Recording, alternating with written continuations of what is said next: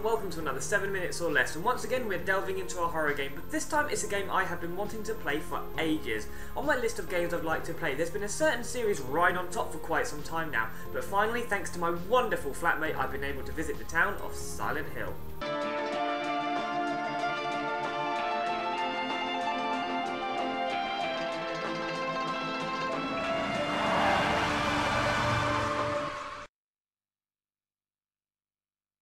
A few years ago I did a judgment review for the first Silent Hill film, but it seems a lot of people moaned about the film because of how much they changed things from the game, so I was really looking forward to seeing the original source in all its glory. Silent Hill 2 may be considered the best in the series, if not the best horror game of all time, but considering how many people moaned about the changes made from the first game to the film, I thought the first game must still do a pretty good job.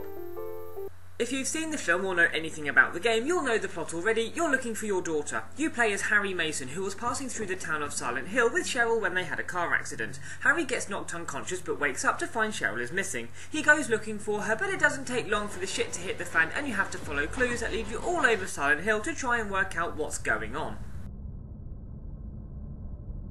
First impressions were good. You know a game is going to be decent when one of the first things you see is a warning about disturbing images. As for the actual game, the controls were a little awkward, but I mostly got used to them, even if there was the odd occasion where anyone watching Harry move like he did would think he was on drugs. Even so, the game quickly drew me in with a bit of exploration and a few puzzles. If I'm plonked in an area and get told to go to a certain building, the first thing I'll do is run in the opposite direction and have a look around. I did wonder why Harry would stay in Silent Hill considering what happened within the first 10 minutes rather than calling in the cavalry, but I soon discovered getting out was much easier said than done.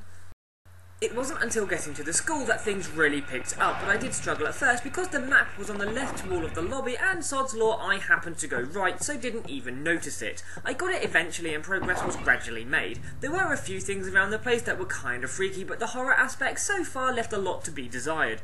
And then I entered Nightmare Silent Hill.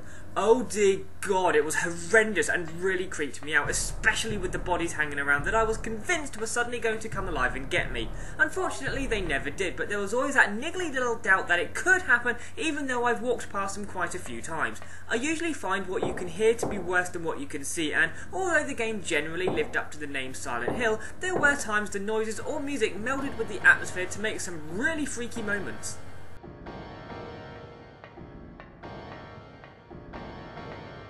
The only issue is that the horror aspect peaked too soon. While there were a few other areas that were a bit creepy, it was always odd moments, so once I'd moved to a different room, the fear went away, whereas in the school there was much more around to keep the fear going.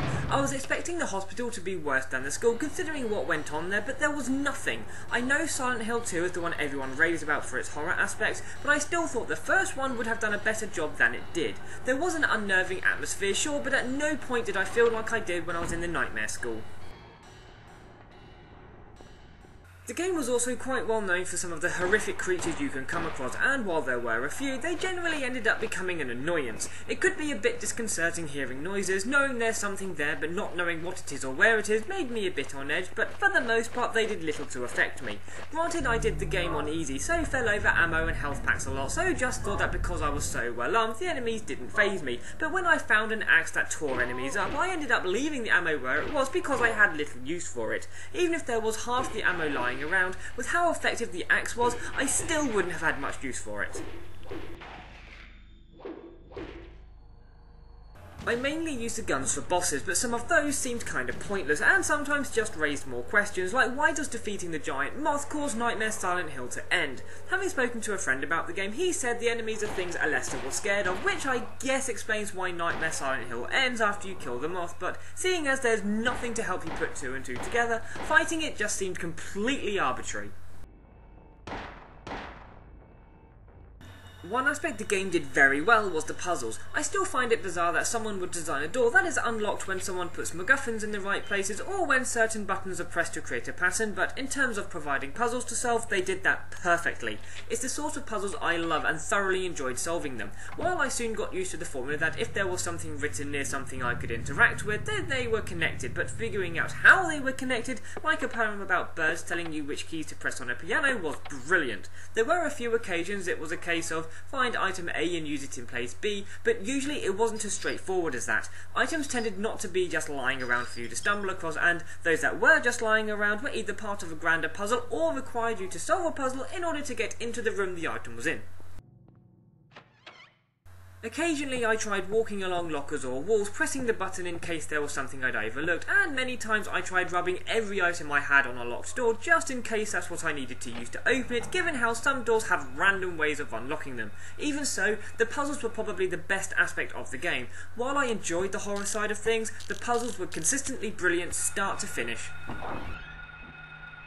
The last thing to really mention is the supporting characters. While you spend the majority of the time on your own, you occasionally run into other people, the main ones being Police Officer Sybil Bennett, Crazy Lady Dahlia Gillespie, and Nurse Lisa Garland. There are other characters, but these seem to be the main three. For the most part, they were decent characters, though none of them were especially amazing. They all just popped up from time to time to help out or explain things.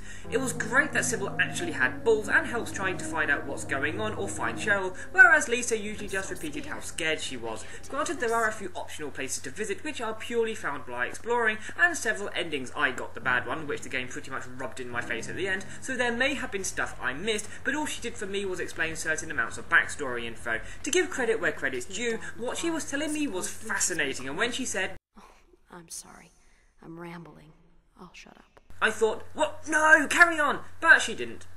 Bitch. While in general the game wasn't quite as scary as I thought it was going to be, it certainly had its moments. The school may have been the scariest part, but there were still things throughout the game that really creeped me out. Combined with the amazing puzzles and surprisingly complex story, it makes for a great game that I would certainly recommend playing if you haven't already, and I will certainly be playing it again. See you next time.